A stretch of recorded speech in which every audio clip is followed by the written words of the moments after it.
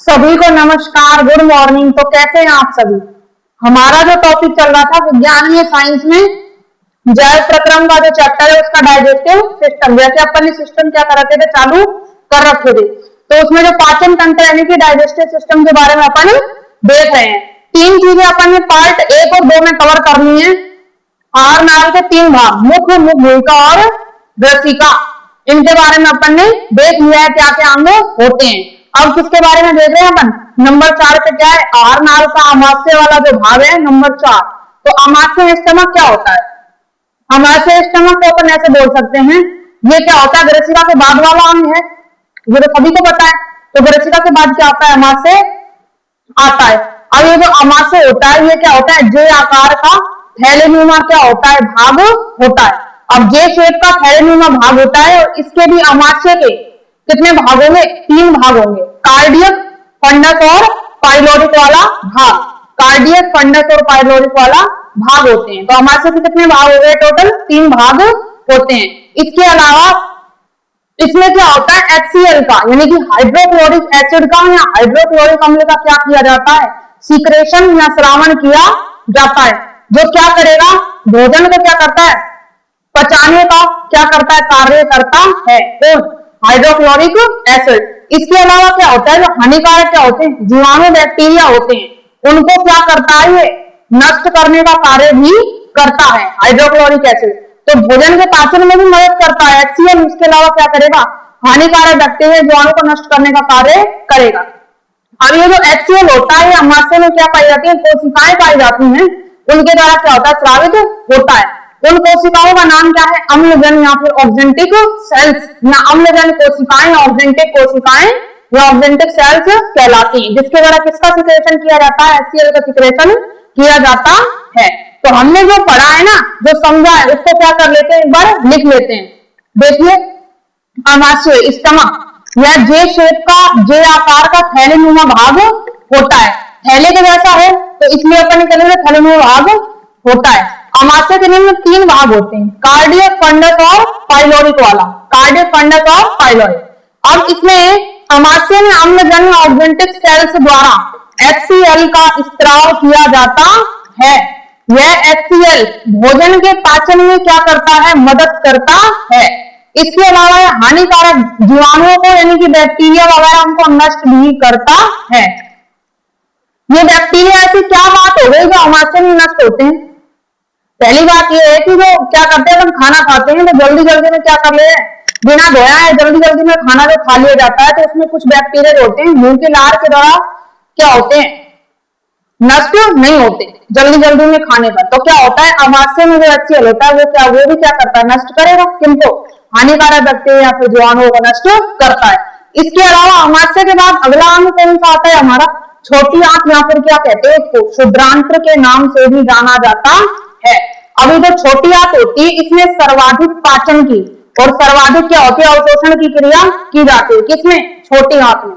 क्योंकि छोटी आंत में क्या होते हैं, सबसे भोजन को पचाने वाले सारे प्रकार के या सभी प्रकार के एंजाइम किसमें पाए जाते हैं, छोटी आंत्र में पाए जाते हैं।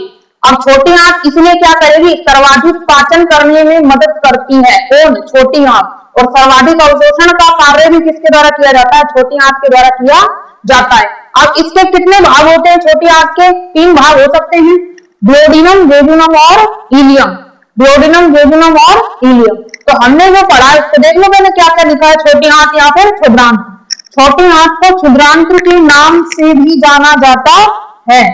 छोटी आंत के निम्न भाग होते हैं, ड्यूोडेनम, जेजुनम और क्या होता है, इलियम होता है, ड्यूोडेनम, जेजुनम और इलियम, ठीक है। और यहां पर इस अंग में सर्वाधिक पाचन की भी, सर्वाधिक पाचन व क्या होती है, भोजन अवशोषण की क्रिया देखी जाती है, किसके अंदर, छोटी आंत्र क्षुद्रांत्र के अंदर देखी जाती है, ठीक है। आप स्क्रीनशॉट ले लीजिए इसका, फिर हम आगे चलते हैं।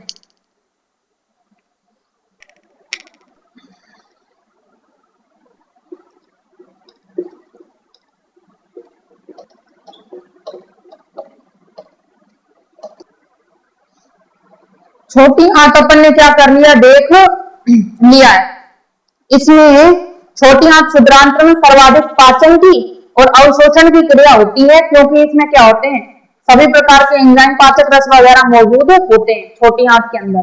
अब इसके बाद में अगला जो आता है अंग हमारा, वो कौन सा आता है, लार्ज इंटेस्टाइन यानी कि बड़ी आंत, जिसको क्या कहते हैं अपन, बृहदांत्र के नाम से भी जाना जाता है। किसको, बड़ी आंत को बृहदांत्र के नाम से भी जाना जाता है। अब जो बड़ी आंत होती है इसके कितने भाग हो सकते हैं, 3, सीकम, कोलोन और रेक्टम। सीकम, कोलोन और रेक्टम, ठीक है, इसके 3 भाग होते हैं किसके, बड़ी आंत के। अब सर्वाधिक पाचन और अवशोषण की क्रिया किसके द्वारा होगी, छोटी आंत के द्वारा।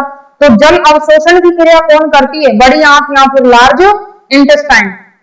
तो अगर पूछा जाए कि जल अवशोषण की क्रिया पाचन तंत्र के कौन से भाग के द्वारा संपन्न की जाती है, तो क्या आंसर आएगा हमारा, बड़ी आंत, लार्ज इंटेस्टाइन में बृहदांत्र आ जाएगा। ठीक है, तो देखो इसमें, इसे बृहदांत्र भी कहते हैं। इसके निम्न 3 भाग होते हैं, सीकम, कोलोन और रेक्टम। बड़ी आंत के द्वारा जल अवशोषण की क्रिया की जाती है। और हाँ, एक और बात है कि हमने जैसे पढ़ा था क्या, कि जो अमाशय होता है उसमें HCl का सिक्रेशन श्रावण किया जाता है, लेकिन HCl जो होता है ये तो अम्ल है एक तरह का, ये क्या कर सकता है, अमाशय को क्या कर सकता है, गला सकता है। पाचन में तो मदद करता है, लेकिन क्या कर सकता है, गला सकता है। लेकिन ऐसा नहीं होता है, क्यों, क्योंकि अमाशय में क्या होता है, श्लेष्मा का स्तर पाया जाता है। इसके अंदर क्या होती है, श्लेष्मा की परत पाई जाती है अमाशय के अंदर, जिसकी वजह से क्या होती है, HCl का जो प्रभाव है वो क्या होता है, कम रहता है, यानी कि HCl नुकसान नहीं करता है अमाशय के अंदर जाकर के। ठीक है, उम्मीद है आपको ये वीडियो पसंद आई होगी। अगर आपको ये वीडियो पसंद आई है तो लाइक कीजिए, शेयर कीजिए और सब्सक्राइब कीजिए, ताकि अगली वीडियो का जो नोटिफिकेशन है वो आप तक पहुंच सके। धन्यवाद।